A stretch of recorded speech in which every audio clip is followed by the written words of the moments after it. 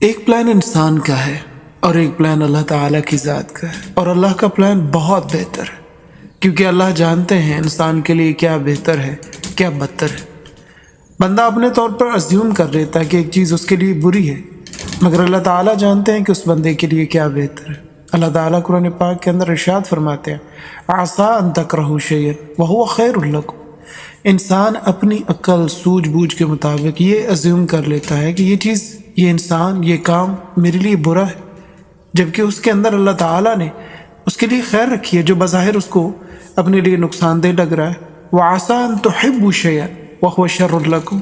اور ایک ایسی چیز، ایک ایسا انسان، ایک ایسا کام جسے انسان اپنے لیے پسند کر لیتا ہے کہ یہ میرے لیے بہت بہتر ثابت ہو سکتا ہے، یہ اس کی سیلف ازمپشن ہے، لیکن اللہ تعالیٰ جانتے ہیں کہ اس کے اندر اس کا نقصان ہے۔ غم کیا ہے میرے پیارو؟ بڑے فرماتے ہیں کہ انسان اور رب کے فیصلے کے درمیان جو فرق ہے وہ غم ہے۔ انسان ایک چیز کے اوپر ضد لگا کے کھڑا ہے کہ مجھے یہی چاہیے، وہ کوئی انسان ہو سکتا ہے، وہ کوئی چیز ہو سکتی ہے، کوئی مقام، مرتبہ، عہدہ ہو سکتا ہے، مگر اللہ تعالیٰ جانتے ہیں اس چیز کو حاصل کرنے میں اس انسان کا نقصان ہے، کیونکہ اللہ اپنا تعارف کرواتے ہیں وَاللَّهُ يَعْلَمُ وَأَنْتُمْ لَا تَعْلَمُونَ، کیونکہ اللہ جانتا ہے اور تم نہیں جانتے۔